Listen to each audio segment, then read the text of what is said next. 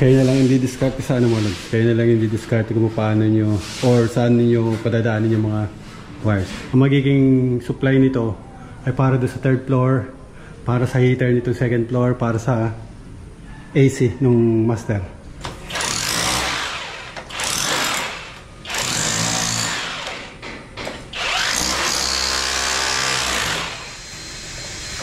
Ikabit dito ay temporary lang. Pero pang ano na yan, pang permanent na.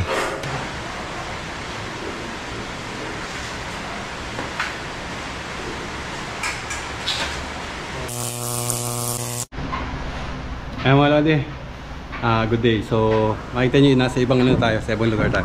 So panibagong ano naman to, panibagong project uli natin to. Ano to? Gawa na to mga lods. Gawa na tong ground floor. Makita nyo naka ano na yan, naka slab na. So tinutuloy na lang tong second floor and third floor mga lods. So dun sa second and third floor tayo nakakontrata na sa electrical mga lods.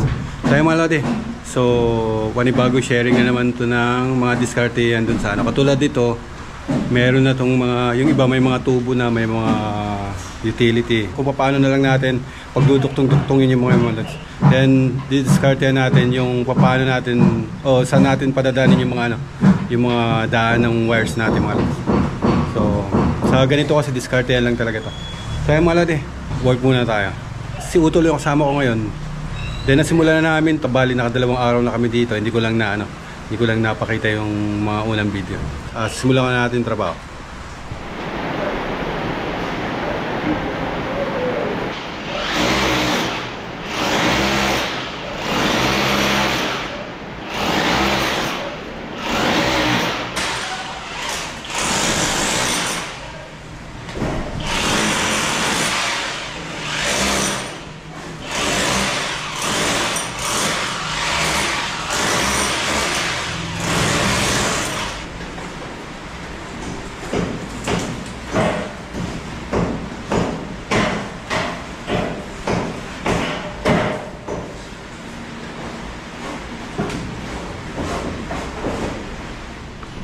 Ayan mga lodi, ito yung loob.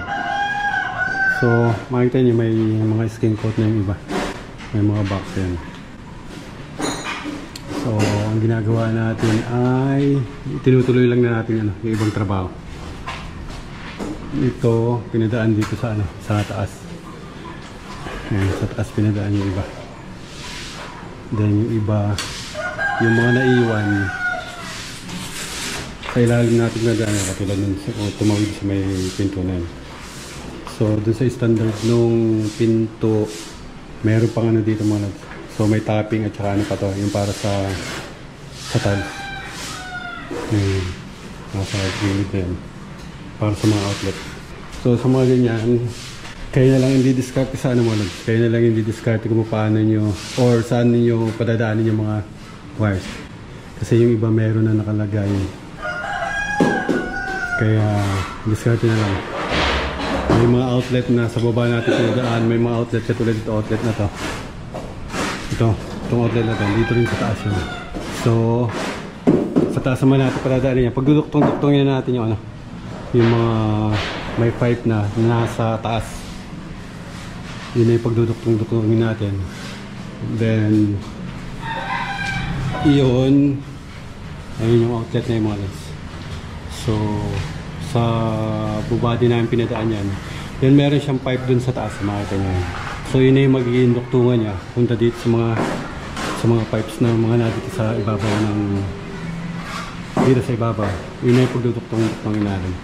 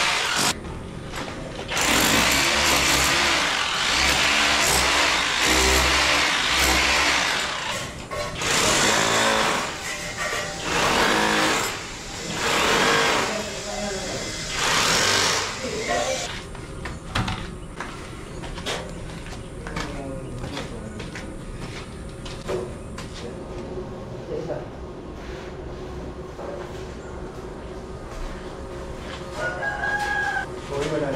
Ito na yan. Ayun. May ilaw niya. Galing ba bang power? Ayun yung gas na box nito. Oo.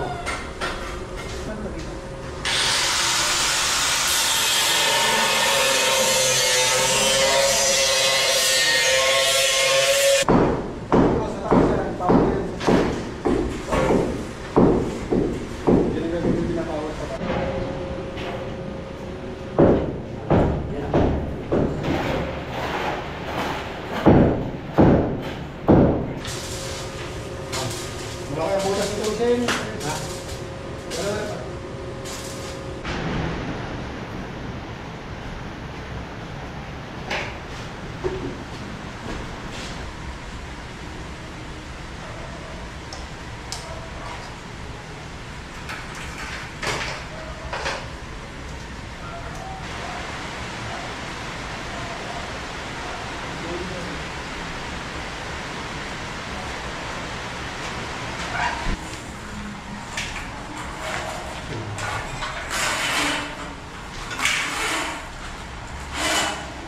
Power.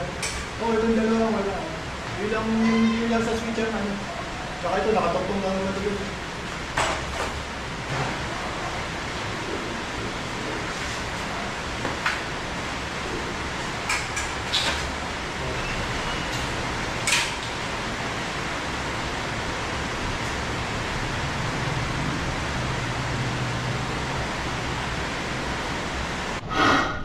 Kaya mga natin. So dito tayo sa kwarto. Ilalagay natin ang ito, pin light yan. Ay, huwag nyo cutter. Side cutter? Yun yung cutter. Slicer?